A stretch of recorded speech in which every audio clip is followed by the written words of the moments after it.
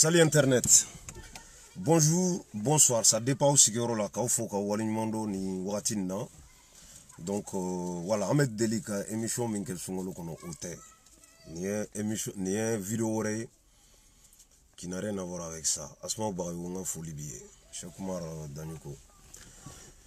Donc ouais, on va se dire quand même ka au befo dans tes folies muna ka labantuguni ka hakli sigi di awma ka irawla ka fo CDR mogo ni be CDR kono mogo ye sympathisant CDR la ibe rasa ka kilna no fe ka fawye ka befo ka wolinmono ka fawye ka bela jelen ka sabali doni ka lamelike ka familialike et que anga ñogon famu entre nous dans un premier temps. Donc me fait ganda dola ko wala folo yani nga dola me foli ke jene sogodugo na ka famille ka encouragement di jene sogodugo ma yano che nga soutien total à Rasbach parce que aramade imana ke chugo dien kono, c'est-à-dire que ite ke iba fo 100% ite ke fene iba fo na soro la ka fo, c'est-à-dire que mo ka considération ti kan waramade umbe parce que ni yo fo 600 no abi famu rasa mogo do boranya et cleflanna jinate waklote kiratche amachi ama, on a tout entendu sauf que ni me bon mogo munu nda kono ka fo Rasbach ma a niute ou te Rasbach fait. Moi j'ai dit haut et fort parce que ibe mogo non fait, non pas parce que kat il a mogo te fli, même mogo munu na soro la olu yanga kra mogo bawe soit ka fo kibe mogo do non fait, il est bien, tout le monde est d'accord comme quoi qu'il est sincère, il est droit ka foko tigila mogo te fili ora to ba foko mo shi da falente mais question te ne parce que ni kuma nous fora mogo ba famu gata au sens de kan ko ouais c'est un humain donc ni jinatani waklote kamachi ama donc mi daja ba fama sauf que moi je suis pas d'accord avec ça, c'est à dire que ni mogo bi nyefe ka ka nye mogo do abega to tigila mogo de ko en groupe fin na me ga glorifier na me ka couler na me ka kuma ka fo kan me en soutien me rasa amba demain. Moi, je pense que si tu as quelque chose à dire à la personne, eba yorodon, naga numéro tibolo, a krefe moga numéro tibolo, ina bébé dugu kele ngono. Qu'est-ce que tu dois faire en ce moment-là? Moi, je vous pose la question en balmao, c'est tellement simple. Ibe wuli, ibe se, abe yoromena. Mimi fe, iba foy. Moi, je crois que, oui, entre nous, n'a sura menyon fait. Nine koke mimanye 600. Asma ou e nebe nin komba ina mena, alou wage pareil. Ana ou nyokona chaman. Dani de Paris, tout le monde avait téléphone de ta nega numéro ba obebulo. A cham iye ni fo. Ube imaninke afora imaninke munebe. Ni nega version don yani ga boka explication di jamama. E ba do ikanga minke quoi parce qu'en be agli de bambela. Cerveau be bela ka seka famia. Mais qu'est-ce qu'on a vu? Soi-disant quand kanumbaga soi-disant ko modo ba fait. Ini modo akilna seka ke kele ça veut pas dire ka obenyon fait. J'étais peut-être l'un des premiers à dire que nous tondo be kelunte mo ya ke kuma jugu te parce que wakilna de benyon ta yoro la akilna be nyon bla, c'est là que différence bena, mais ça veut pas dire qu'il y a benyon contre lo ba tenyon fait jusqu'à famu ka fo na soro ini mo ka o kunkle na kelin ka benyon fait e kodo me ou bien e hakli e kodo dima ka soro, c'est à dire que imoti la mo nyinga ibora ka kuma e ma dabo ko tigi blasere ma dabo ko tigi la di ya dabo de ka dofo tigi ma ka mo shu ka blatigi la ka tigi ga jekulu ka essayer ka déstabiliser sauf que c'est derrière jekulu e mbalma ou nepto ka kuma do fo wallahi aya famu je ne suis pas là pour ka mo jabi ou be ka mo non ne ka tabolo to ye quoi, c'est juste ne bolo ni ne doye ni ne bora ki to fo nga vidéo kono, ça veut dire que ininga surune mais mo bene kele en personne ni ala chenti jabi parce que n'était quoi, n'était fouillé. Oh, man, on dit que ben kele te maléon intéressé quoi. Mais en tous les nos mominko, amega momin défend, ame djekulu mingono ni turo la, itura bibla, ni tura rasa la, itura nela. Obe famu, rasa, ça dit que n'taro mena fo chukomuna, atene ni fo che. Nti bla ko ka kele fou kan quoi. Surtout mo mi mega chien di en mo mega chien ira on. Donc ni ne kero de me bagay. Ni ne mo kibina dankaru la o de bene toro sino abi même en question non parce que ne re bolo ne te fouiller ne ka do ngam mise malikula. O mo mi na malikungu na nyenye a chien ka walaka ka di en tege.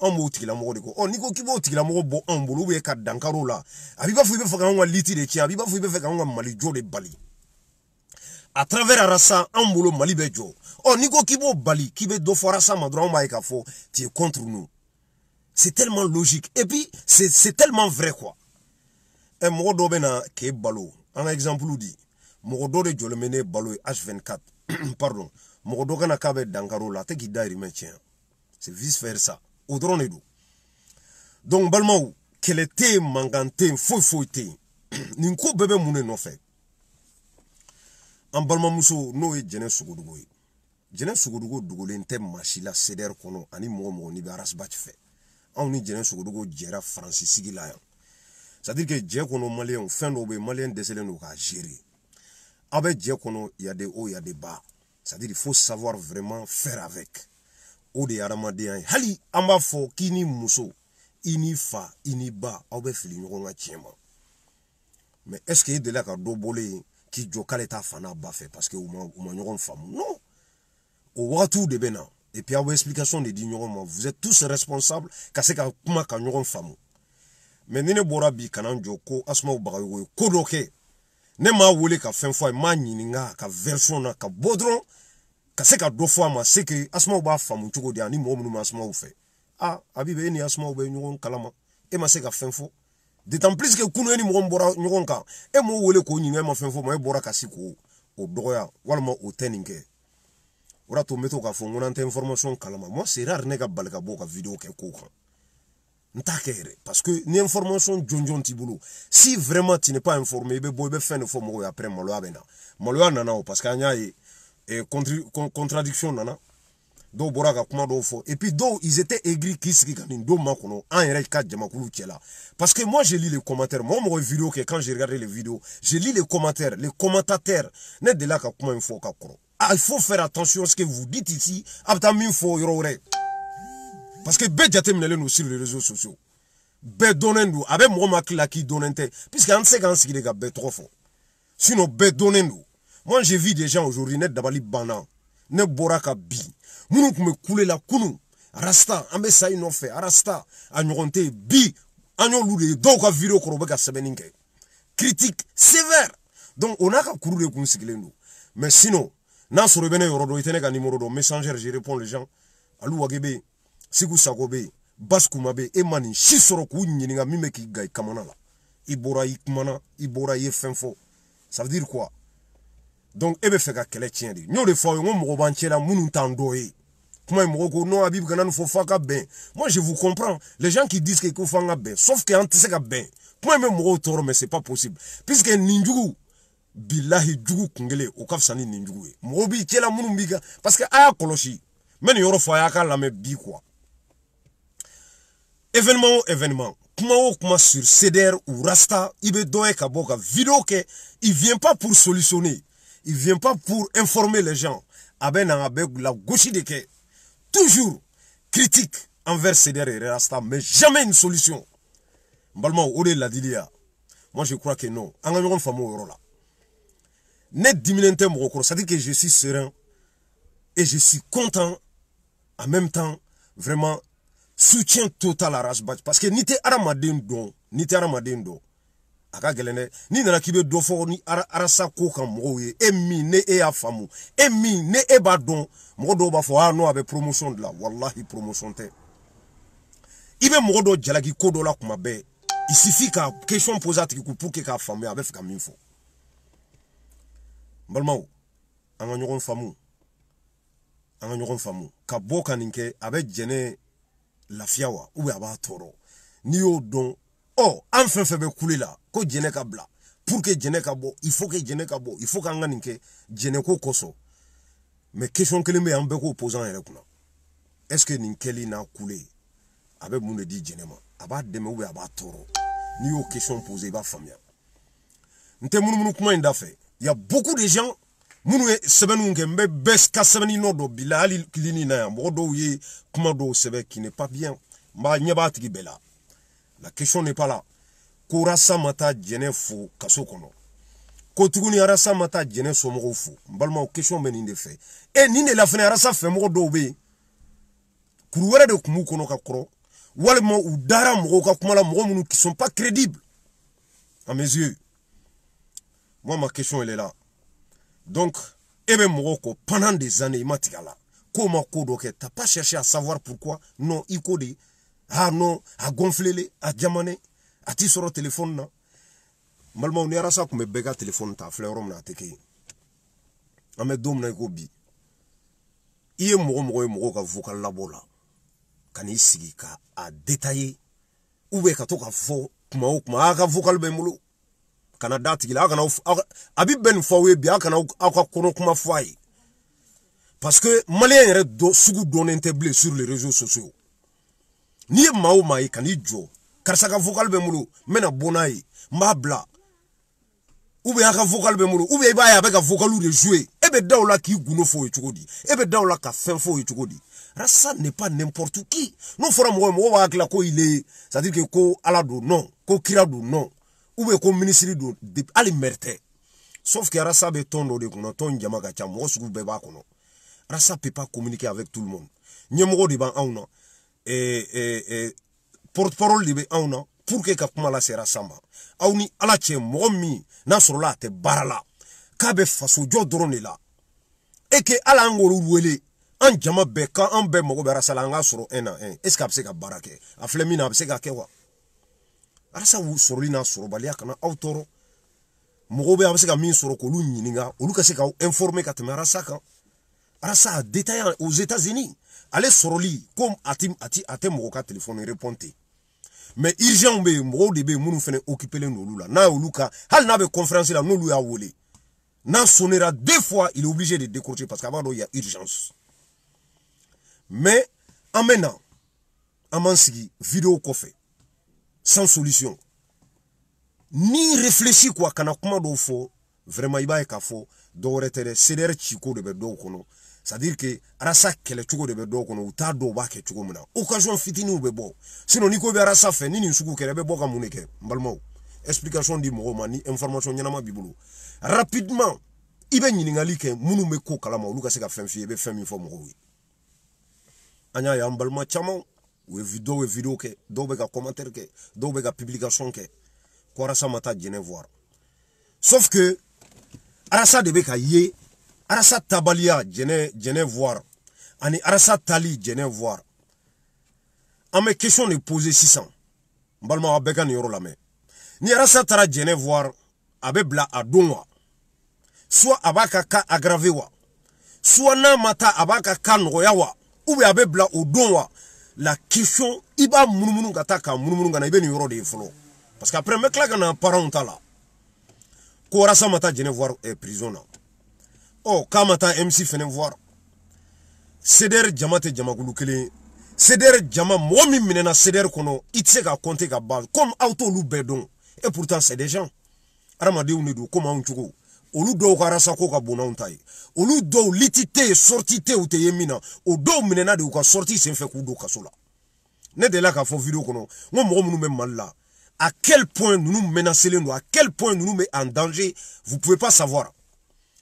Ne tarane ma vacances ke à part ma mère nga du kono ka baruke c'était H24 me kenema di nya beye ka be kolosi ka question posée ka nyini nga don nous me munila réellement nya e ka fo nous me en danger plus que nous on nous me diaspora parce que loi do ban yen droit do ban on yen mais ye be menacer chugo mena ibe menacer chugo la ko be se ki sura bi soro mbalmaw arasa tali jene voir arasate mo dugolo mal la de même muna mata comme comment bête fort sur les réseaux sociaux mais au qu'on y a don dépend un tien don phobie il n'a rien fait quoi que ce soit ni kunta là que ça soit angaso anganaso mais on est à quel kundo de koso ni arasa bora kata jene voir no be jene kungo gelea arasa teta parce que alega la ni mu bi jene ka labla billahi jene kal blali bi o be arasa chianyela ni onga ni huago sur les réseaux sociaux et arasa e minke Dieu seul sait jene minena jone avocat saba arasa kele ne be nyingali ke jon be seder kono ko arasa yi wole kay demela na ko mena avocat nu sara pour que ga jene défend y en a pas ate doka fo korasa ale wuli kayen deme ka avocata pour ka jene defa avocat saba ayre de be ka sara ne o de fo ye quoi mais sega ka rasa te on bara dorona quoi rasa travail avec bara la mintenier anga ni litinye quoi faut fenenga do mo kuna donc le mec il peut pas te détacher en 20 morceaux ou je sais pas combien rasa tsika yoro bela ni rasa ka deme ka nga se yoro muna na e mo chikana wallahi ni horonye ite fenwore fo. Mais pourquoi il me rasa là en question? D'autant plus que lui c'est que nale nana il a situation avait aggravé ou abe dorebe boila nale ou donc il bangana yani ka kuma ka jalagi ni ngali ke folo muna mana mo nali kan visiter otato ki be bla na soro de be do fra e ga kololo kan nale be fe ka bla to ke o en flek kan kule munchi ça change quoi ni accusation gratuite ni même mune nafa jene ye bi ne ba nyinga rien du tout. Mais ni mbe famuna parce que feno de dona nyogongono parce que anya yi ka fo on re bi ba kunchela mo do be no oluka famu ma se niveau dollar ne nintede hal ne re dans de benela ni seran dana men dana mo be mi menenye metugo tigide ko ne ka alamadian be gérer teni ne ka doni dan ni ne seran mo munu mo sans fin ne bolu de sui olu benen doni che alamadian re cerveau te kele u ka boni nyogon di famu te kele sinon awbe do e ko la nyogon fait même ane awolo la nyogon fait flanou. Mais dobeta doctorat meneka doto amali neve mané soro iman corona iman bona iman jana cerveau de do famun tikili donc aramade o menyo il faut qu'on accepte arasa mata jene voir atagara jene voir témoignage bora comme quoi que katara ne ka question te akana taire ne ba kede amata parce que ne arasa beta il faut ka kaye il faut ka fo na lebe bouger kata yoro faka ira mo ladi tout ce qu'il fait il faut ko ka ira aramade o nadi abai ka fo do be o kololo de katara be ka mission minke o don kama don be na duguse je kanu fin gérer tugo de bala ko ni be fe ka laben ibai ka fo ça dire que ketugo de bala jene minele anye wuli ka joke ka ketu ke ka waru fara ngonga waru da fora adamade we antara ka ta reonge war da fora joli sorola ne bulu an kan arasa jalagi mina mena fa we mbalmaw tellement simple jene mine furadamani sisanche jene mago jora munde kelena na masoro jene ka laini munye a part blali kofe financièrement ou be ko werela ko make ci werela mbalmaw dien duguma je ko arasa ka ci de masse jene ma amna ta sem parabse ka témoigner la sinasi magabse ka témoigner bube se ka témoigner si ke sidibebe ni don dugute jeni kelen ni dola kelen mata kata jene voir amago be muna be mun fe balma o jene sugodugo de bolé jene semo dun o mago jora rasala muni la kamake parce que balma mena détail ni ndo di aw ma ka famu enfin fait fleur rasako do dugolenu do were tokotu ka profilier do be liti ngono ni camera joru ko be boli ka boy muna ibi dugo muna iga faso jola kule balaw nte ko akizere mais maintenant yorondo de fo ba famu analyse fitini du quoi nebebo ka nyeda ira muna eti nyeda ira pourquoi ete fait ka bo caméra la pour quelle raison mo ka raison te kele benika raison no benika tien do wa be ka keka da mun fenen kan on doit respecter o on mi respecter o kan nebe nyeda ira parce que akadne ka nyeda ira ne sranente dien fen fo nye ni me nyeda ira je suis responsable mo be se gané la dit de mo se gané bali fena ni ala arrêté donc en bébéti mais ni e fene yi ban c'est que e yi bangada kunekan o fene ne bo respecter oh mo do be arasa no fait o mandi do parents dit tout do yu de kele u kana tu warasa ko do yu ba usomo la ku kana tu warasa ko do were u ka mo kele ibe mu nyini ni nko ou a traité de tous les noms mbalmo de parasa ka ko damne qu'est-ce qu'on attendait drogutala juemina c'est-à-dire que ibeni drone mais amboro kono parce que lui il a compris que un jour c'est-à-dire que famu mana folo abe mogo neni abe mogo masa neni o benana famia parce que munu yerebe ka foka be ninke ni taru nyininga pourquoi aba foka be mogo neni adunte ka mogo neni ube munu fier non a sebenente ko me bo akuma fotuko c'est-à-dire que argumenter o famuna nga temo okan pour que droka analyse ninke modo de barasa no fait amandu parents et puis liting On est famille entre nous. Entre nous, en nous meliti kono. Nebe eseka e dodon. Ka kife. Ki tramanyonya, ki kumanyonya. Mais ega famille, nega famille. Ou te nyonya sera là. Balma ou fin nobe nanya famu ame lafia. Oh, ni mo chamambe, munu tefe ou dunga yarasa no febe. Arasa koutse ka diaou luyo. Ibiti yere ko diaou de quelle raison? Pourquoi? Pour quelle raison?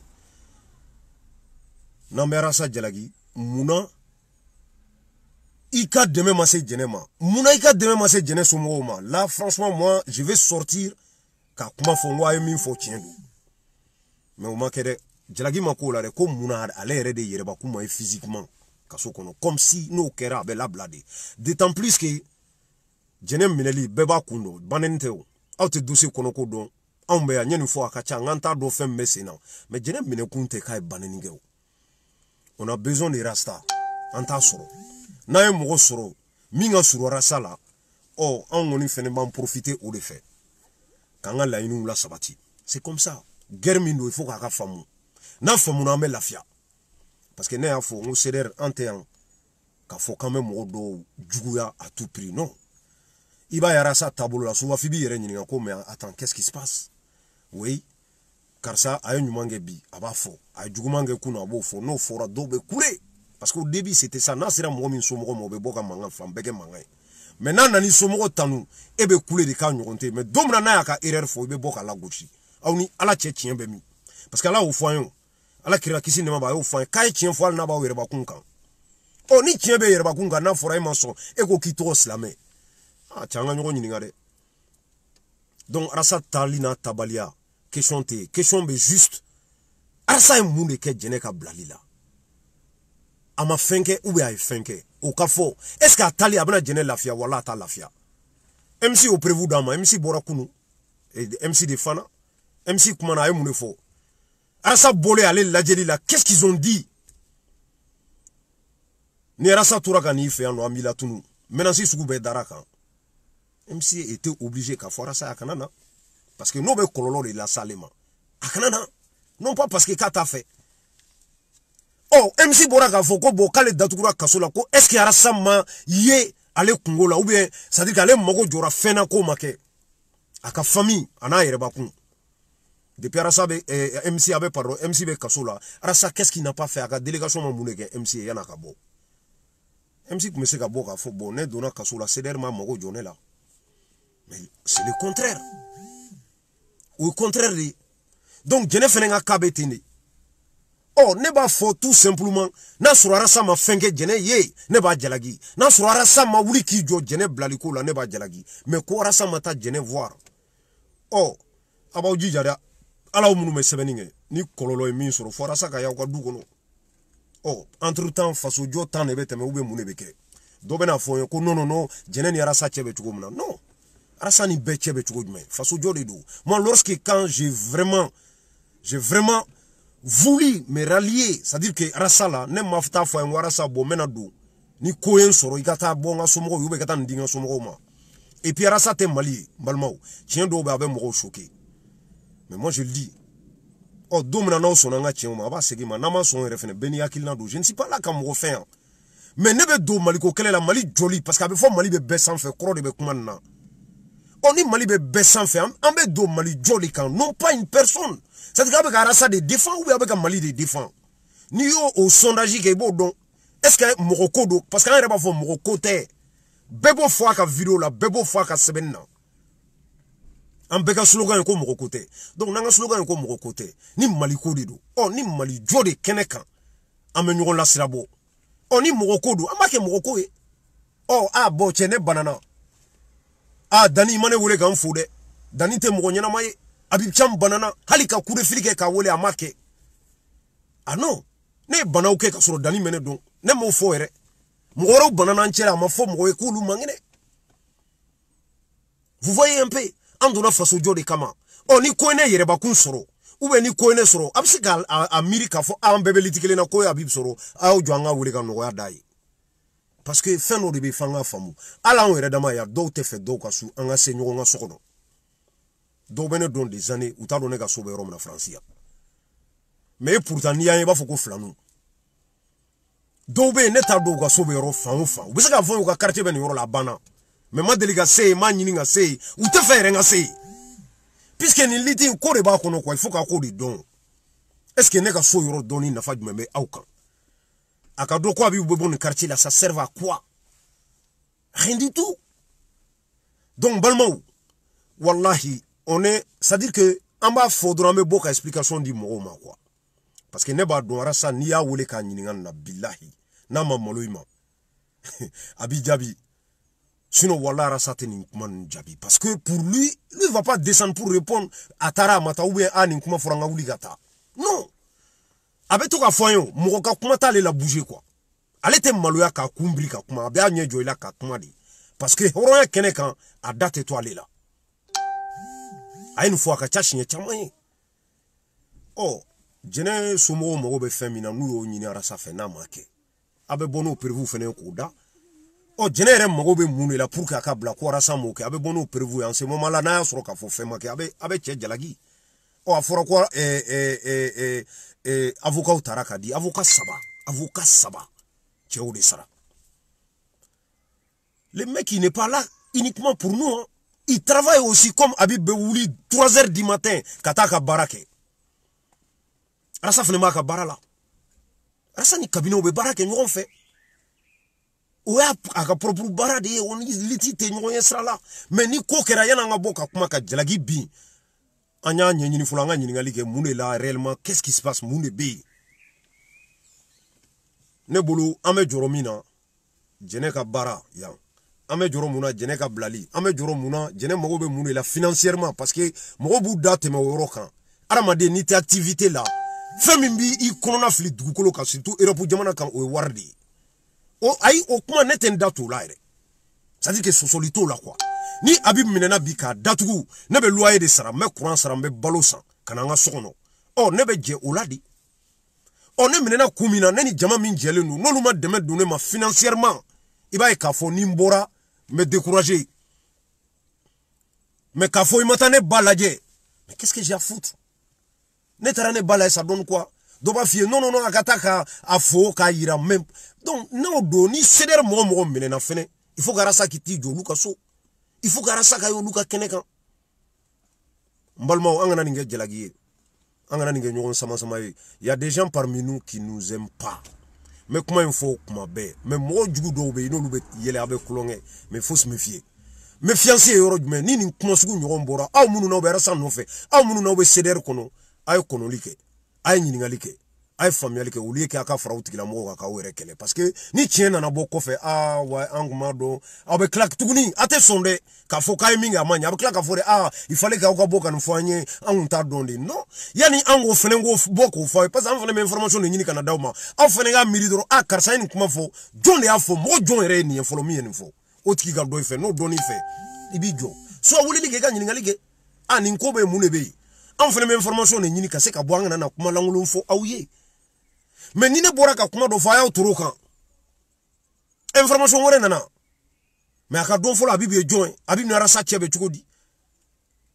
Ne ofo iba medi galon obe orebe taka Daniel Abib la kokelena ko Abibe karsa janfa ate dugukolo kan billahi depuis wolo la te ni yene yi blase kama bene abana mais karama den janfa ate ginye kono wa tna ke yani ginye wuliche nti ali nda jigin ka fo kwa arama de ado yi mi edro ini minjera o join mais en a commentateur parce que là je comprends aussi parce que moi de banchela munumbe no na sorola ka fo olu egrile ndu déjà karasa makono ou be ka ceder mamuru do kono il suffit que confiteni nga kedro be bo ne fo ne taninte de choche na jabo ka bib critique nti jabi c'est pas mon problème parce que Habib te fouillé nyo de fo mesega kan mais ni bora karasa tan galunga moi je vais te répondre kele flana ni bora ka ceder tan galunga ne bi jabi parce que ay do ka jatemene ay do ay la jera munumbe ka sebeninge yana ukata mo ka vidéo koro ah t'as raison mais do ya tiye folo akala ini emu eto don folo lameli ke dro e na ko lamel de alame yani ka sebeni mi amba capture ke ube nanya ya amba do ye mo mi ah tu as raison tu as dit la vérité quelle vérité et aller de lame il to greno il lame wa je suis désolé anya vidéo damado e clé flanna Avec Aseba Dougouma, ouais, tu as dit la vérité, rien que la vérité. Donc lui, il n'est pas là pour donner le conseil aux gens. Ils attendent juste Seder Kakoroka ou Kumadoka Wuli, Polimikido, Akanaka, frère Seder Makagoshi. Ces gens-là, ils veulent casser Rasta. Ces gens-là, ils veulent casser Seder. Et moi, je n'accepte pas. N'est pas accepté de. Je crois qu'il t'a accepté. N'a pas accepté, il faut être patient. Attentif. Questionner. Mounouna awakila obese ka information sur la luninga. Non pas aller dans la vidéo qu'on a sebeninge. Kuru de bolu kono usigileno. Il suffit que kodo ka question ni sera polémique là. Un yere demande ngonche. Ako ka obega la ine jene ka blanc. Un rassemblement ga obe cotisera be ngani adi. Be feno la bla jene. On attend. Kobega gérer tout comme ça. Dieu seul sait. Ani alache Dieu seul sait. Les témoins. C'est-à-dire que preuve à l'appui. Arasa e komingen na. Nere kumbulu. Dien qu'on attaque. Arasa a fait des choses pour que Djene Kabla. Dien be wuli ne kuntese ka Amerika bake. Eche, ni te mwo fe itake ça. Ni te mwo fe itake. Djene taku juluke malla. Yana be mine. Akacha. Oh, Djene mine na onre a donc a faux baneninte. Sinon, do ye terrorisme ni ala fasayan. Ka la dege. Sirankemo olunye. Olu menena ku bla sukon du sejeche. Ko do menena ku baneni. Ni baneni no obese ka nintambeke kaso kono muna. Il y a une chose. Anga famu. Arasa nana France il a parlé. Aras Djalka a faire quand. Ou mene chuko ka explication dit. Aya ya un tien. Atara mala ya détaillé. Et résultat final pour la justice il a kafo. Arasa a raison. Au don comme do côté. Ka te droit te fouille droit avec a daba avec a tchela gauche. Fou. No jawaraye. Bi don't I change. Tchembalmao. Konoli ke dondron. Il va famu. Un bisigini fin fait à Bekera Galoui. Voilà pourquoi Neko a dans ce cas-là il faut attendre. Il faut qu'il y ait un kalangado. A vidéo koro lame. Nerasa kumana lame. Yoro kuma dobe faut attendre benemo. Mais j'attends après peut-être même à raisonner quoi fait. Mais moi de bon qui la mais c'est encore une fois. Au munu na usoro abe commentaire ke. Ayo koloshi de. C'est der diamant ayo koloshi vidéo manu munu menaka vidéo ke. Non pas que Habib critiqué hein. O kana utoro. Wallahi. Quand on jouera ça ka critiquer, jinate waklote amachi ama. Ebe ka mo soutenir bo traiter tant. Non, nebe namba for the way. Arasa quand a critiqué comme Ibeka, comme Soumaïla Sissé, il est critiquable. Lui-même il l'accepte. Habib yo fo akacha. Mais jinate waklote kirate amachi ama wala o droit mai. Sinon, bébado, et beaucoup font mon loup à kirateo. A fokon, dessous, c'est-à-dire que Henbe a dégagé quoi. Il faut le faire. À dégager, c'est bien. Kirate, melekete, djibrilate, amachi, ama. Ok. En modon, au fokon, en ouye, ne diminente. A fodron, non. A ou jouara sa ka critiquer. Non, ne reto, au kuma nete so maire, a ou jouara ka critiquer. Ok. Ni sona, en revanche, il va élément de l'autre côté. Et fenengi, joué ka critiquer. C'est tellement simple. Mounou yara sa critique. Nous faisons ça, on nous critiquer. Vice versa. Habib nana sa et donc critiquer. Donc nana Habib critiquer. Ne gongonte son oma. Non, c'est pas comme ça. Niko kangu to yara sa critiquer. Et fenenga on to yara critiquer. Ça, on fait même mounike. Beta iga téléphoner. Et si il a faux, mi kanji a faux, Habib betande, il est ceci, c'est là. Ok. C'est bon. Tiens, béo, ben, dans domin kama, non te billet. Neto justifié moi. Moi, c'est pas la première fois que j'ai ticket. C'est vrai, 91, j'étais jeune, mais j'ai vécu, faut y te malamine te maintenant ganinta kalama. Oh, ni trop ni fenendo, ne trop soro kasoro ninte, mo be olu benedo, ni mogo ni do, ne mogo nyena kasoro ni litite. Ni fensoro do, ne fensoro kasoro ni litite. Qu'est-ce qui manque? Qu'est-ce qui manque? Mais barala, ma dessin yere koro clé.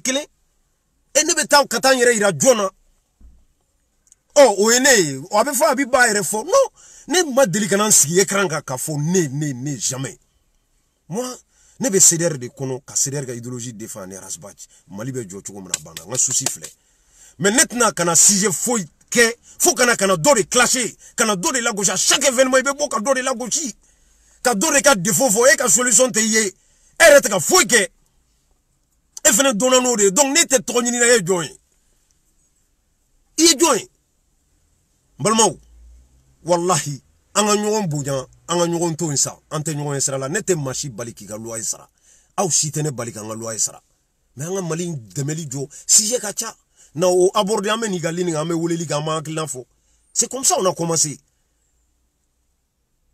an y'a daminɛ ten de mais n'a sɔrɔ an bɛ na de fo ne ka na de ka dɔ gosi pour que ne ka lamɛn ou bien ne ka ye ah non o tɛ faso jɔ ye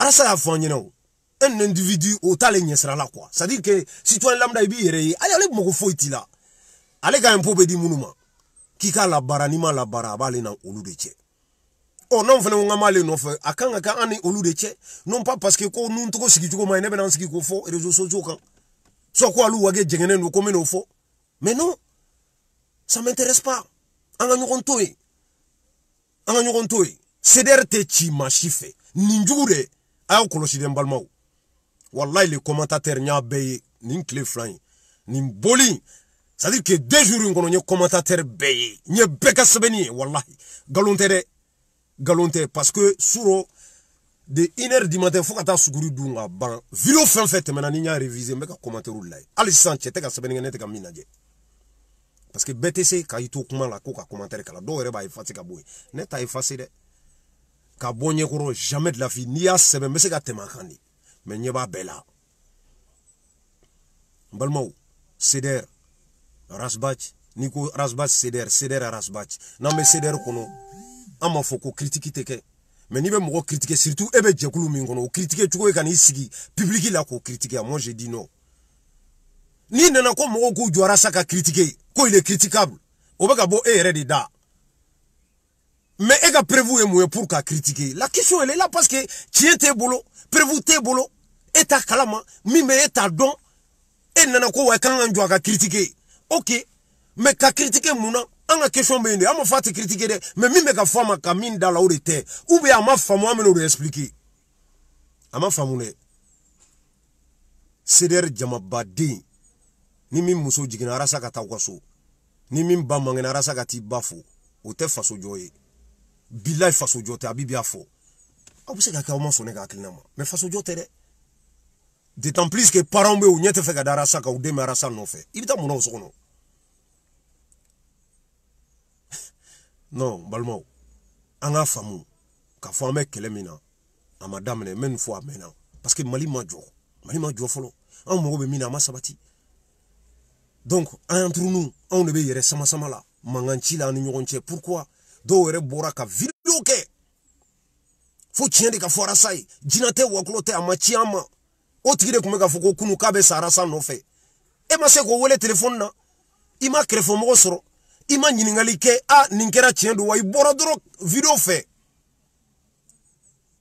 netna mo clasher ka mo ta trop ma komi clasher non ça m'intéresse pas mais o tigila mo munu meka ke u kumese ka rasa la soro do bora Europe jamana ou ni Amérique jamana ou ka manganchi fambe fe vokalu anya reçoit de partout ni mese ka ke tuko di pourquoi ni make voilà ado niko hali be explication duma ils veulent pas t'écouter juste au mo be mina dro ka venin bon moi je t'écoute tu dis mi la main bana iba boy du sukono mi makono quoi nebe la main ni clairement faut OK ni ga kuma la main mais ni jabi voilà pourquoi une vidéo ke bi hakilina mi même fait ka fa et puis comme mi mesena il y a des gens ils sont missionnés pour casser CDR et rasta ou banche la fene ou kuma mera sa fait wallahu ta fait billahi ta fait ni be mo fe ni be kuma fe ni be mo fe ni be kuma fe o kuma choko be ne mais mo dénigrer ka mo ka droya jwala ka ira mo la ka te foyer e be claquer bo tikila mo fe ba ko ni mo dans ce cas là e re ira ka foko jinate waklote amachi en ce moment là amachi ema et pourtant ni do de afo ko ala be do black na 100 keme ko chi kana jamana ma o bora do da nyolu ka sebeni nyele la quoi do de afo anunye ya ko 100 keme ala be aramaden do chi kana ina fo arasa nunu sheka na mala nu exemple ta uluka unyina nu ka fota ko ka claque na sebeninge ko jina te wo klo te créateur amachi ama moi je me pose la question tikila mo be miri chukodi so unyina nu ka fota ko ah non mais non c'est vraiment grave Ibeka Jarasuba Tereta Mohamed Gato Koita Ni fenfe muso banana ibega figa tabu yede. A fenfe na soro la ka fo ku problem soro fe ibega takatu la jede. E ni ndo wu yere fa ibega no fe. Sumala Cissé mo be yerde kono na taka bini taka prenke. Anu banana ube ni ko wu soro tu la jede. Jene dona grâce à Rassa. C'est vrai. Jene minena ne ba do banente, mais ni banendo jene minena Sumala de koso. Naika soro banenindo, je dis bien. Ne o defo. Mais c'est quand. J'ai dit mais c'est quand ya la main. 2023 ni ceder ma candidat bo. Na tugura Sumala de ko. Mais Cheikh Jarato meta Sumala supporter. C'est clair. Comment quand yaba seba ba blate ouli ko.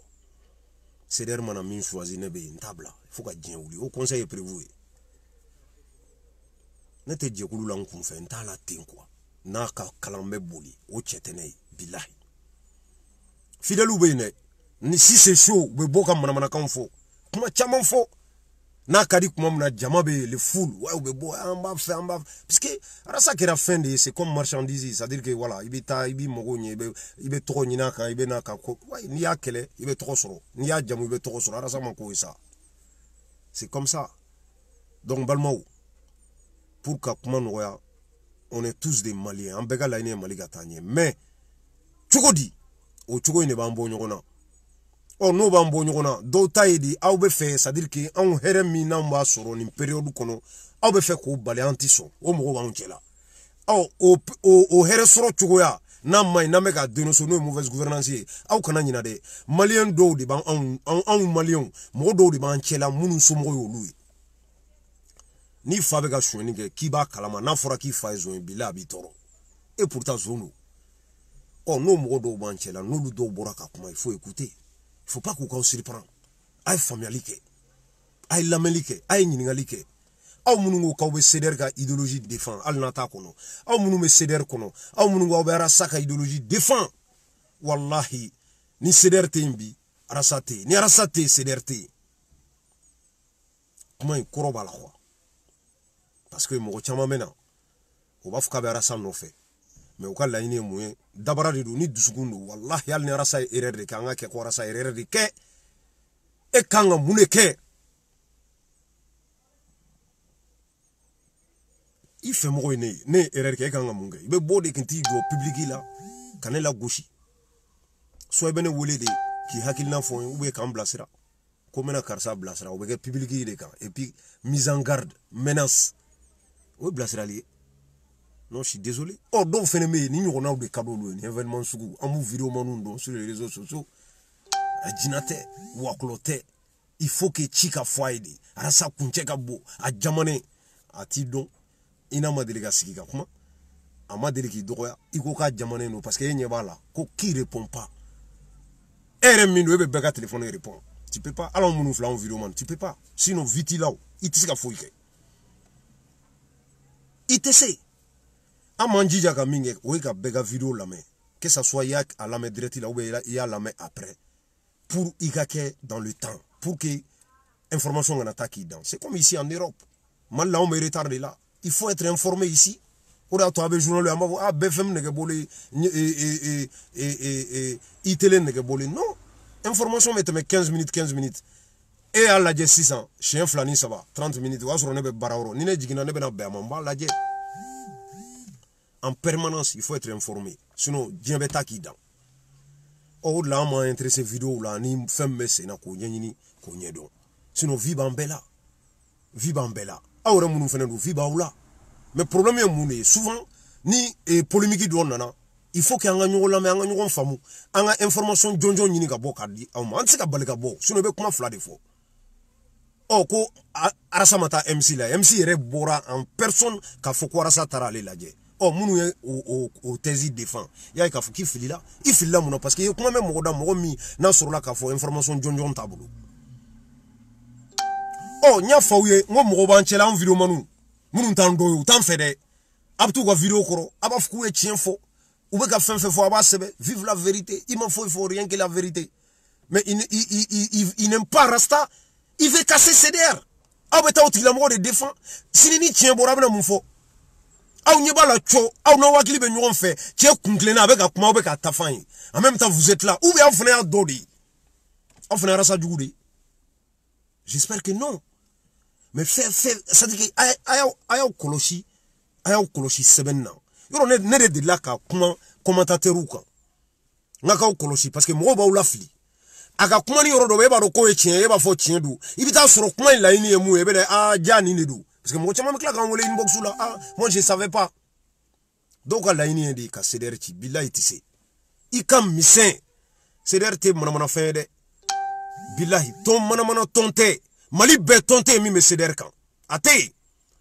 Wa sederi na tanke seder ben tasira kan me sa kono. Fuka djenguli. Mais Rassa ben ali. Balmo kuma ya la me kosobe, il arrive à teme puisque kuma chama me ka fois maintenant tout est calculé, tout est enregistré. Agenda de bale boulot quoi. Agenda de ba boulot.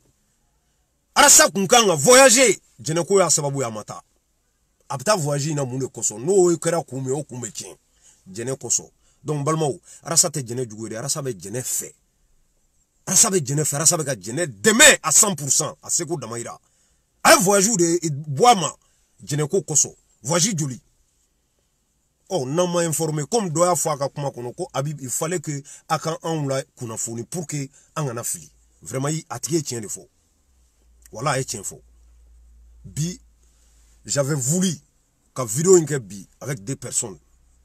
Nous, il y a les grands W, Mouraya Mene, Moura Babala, sinon, on a les vidéo une ani grand frère Amadou Yara nyale fene wole maseka suro de vidéo kun kan passer mais on ma kla jona parce que suro un héron doke kunu munu melina wa kala ma héron cuisine doke en vidéo manu ka ñogon famu fen do kan ka information do di ñogoma ni ne jey mais a kelen cité mi mene bado ki ya nyela te do tara mo lo mo sanwa so. C'est comme ça. Donc, Rassa fait tout pour que Djeneka bonne akila Djeneka sumro ka laini te ko Rassa ka dans louf ale fode akal laini e de Djenebe bo chukodi o chuko ka nyini Rassa be ko ke am mago be muna Djenebe minye na tembi o ka seka ke o Djeneka sumro ka laini e Djenere ka laini e mué a meni situation mu nga bo akono Rassa be ko laini nyini ka ke à 100%. Oh, je n'ai pas fait un vidéo manou quand on a vidéo quelque chose. On est à tout, on est bon. Quand on a fait comment manou, on veut jouer Djeneka parce que n'a sur le même fait qu'à la ligne kabo. Tu fais tout pour que Kololo ait un sama. Voilà pourquoi on est retraité. C'est ça. Donc, Rassa be ki Seko Damaïra ke mbalma aw munu na ko be Rassa fe aw munu me seder kono me fe kan fo aw de ka famu me kan adresser aw de la wallahi ay da china mo ni be fe ka du seder kono na seder e dundo fin de dundo tombali na todo au conseil ko be sena assemblée ko olu be nyefe ko re be nyefe wallahi men kali alala aka fo kiya damne ye doke quoi seder be na le mali kono ni ala ni kira sona ma seder benali a no bena ye seder no be mali jola adam ne na de me obena fenwore minten kono ni mbebala ante mogoshi gen ante mogoshi doya ante mogoshi la gushi an be malien de ni ko kibina seder kono na seder e dondo fen baide tomba de dondo wallahi tomba e abena na seder bena na fa bare ni malien we donc bal ntena kuma janya ka ka temps monopoliser mais ce qui est sûr c'est que souvent anga ñogon famu aw munu na wan lame être attentif femi me fo aw ka koloshilike patience ka don polémique do wula nga njoflo yana nga résultat sur soit na aw korotora ay ne wole ay alu wage wole ay dani wole ay be wole abseka mo soro do be se ga information de aw ma mi ma hakliski mais ne kon me mi nyini aw fe nini na ñogona wore unana ay la koloshilike aka jatemineke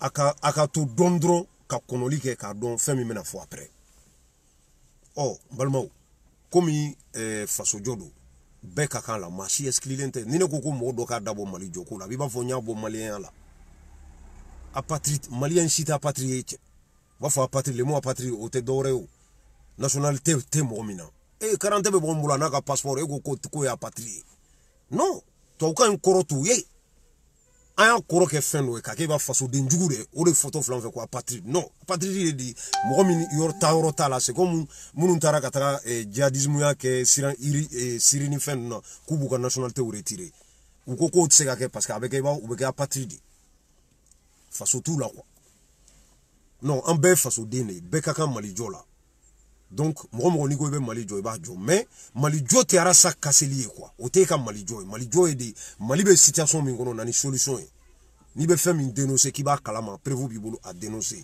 ni solution b'i bolo a fɔ mɔgɔw ye information min n'u bɛ k'a dogo n'a man ka dogo bɔ i k'a fɔ mɔgɔw ye moi je crois que o de ye faso jɔ ye mais arasa kɛlɛli o tɛ faso jɔ ye dɛ parce que arasa bɛ faso jɔ la n'i ye faso jɔ la kɛlɛ i ye anw bɛɛ kɛlɛ anw minnu bɛ fɛ faso ka jɔ voilà pourquoi an bɛ arasa défend u b'a fɔ non ninnu ye pro arasaw de ye oui pro arasa don ka da mun kan arasa cɛ ka ɲi ka tɛmɛ Abibu kan non je crois pas esa cɛ ka ɲi n'aw bɛɛ ye wari b'a kun ka tɛmɛ maliyɛn bɛɛ kan non a bɛ faso jɔ mun na an b'a nɔfɛ o de la donc sur ce n balimaw ka bɔ ka kuma fɔ dɔrɔn a k'a faamu k'a fɔ polémique min bɛ sen na restez calme foyi tɛ yen min tɛ ka kɛ jɛnɛko la aw minnu ye jɛnɛ kanubagaw ye jɛnɛ fan bɛɛ wallahi a y'aw hakili sigi arasa a fait 10 000 fois n'a sɔrɔ jɛnɛ bilali seko damayira dan c'est à dire que ni dan b'a la a y'a dan kɛ quoi mais ni ala sɔnna ma a tɛmɛ kow bɛ nɔgɔya an ka laɲini ye jɛnɛ ka bɔ an b'a ɲini ala fɛ sunkalo in bonya kosɔn ala ka jɛnɛ ɲuman segin anw ma anw fana bɛ faransi yan an bɛ ka labɛn ni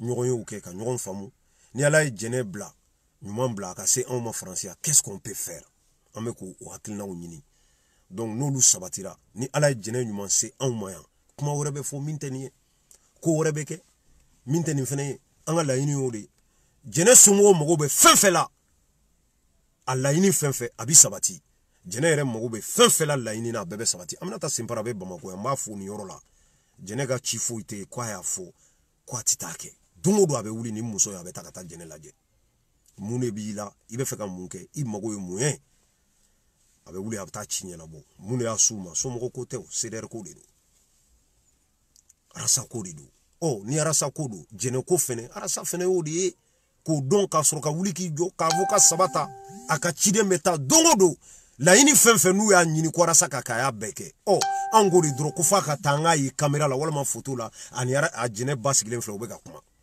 donc sur ce n balimaw n tɛna kuma janya an bɛ kuma surunya k'aw bɛɛ fo ka wari ɲuman dɔn adamaden i ye adamaden de i tɛ kɛ foyi ye adamaden kɔ donc i bɛ fili ni fili kɛra k'i lakile o ye wajibi ye mais i filila i fɛmɔgɔ ka na place publique kan k'i b'o la gosi o bilasiratɔ de kɛra la gosi ye a jamana a kuncɛ ka bon kira tɛ a ma ci an ma mɛlɛkɛ tɛ ne bɛ tiɲɛ fɔ a ye e bɛ fɛ k'i yɛrɛ yira de anw tɛ yɛrɛ yira la ko anw t'o dɛmɛ balimaw sur ce k'aw fo ka wale ɲuman dɔn Grand W ala ka nɔgɔya k'i ye Dani de Paris n b'i fo nin yɔrɔ la kunun an ye conversation minnu kɛ i hakilina la Jason Asmaw Koyitaba le Lion Magansire k'aw bɛɛ fo duk k'i fo k'i wale ɲuman dɔn i ye appel min kɛ k'aw fo dan tɛ foli min na aw mɔgɔ kunun n'an ye ɲɔgɔn ye an ye fɛn mun fɔ ɲɔgɔn ye ka ɲɔgɔn faamu Asmaw Bagayogo i ka nin initiative a ɲɛna kosɛbɛ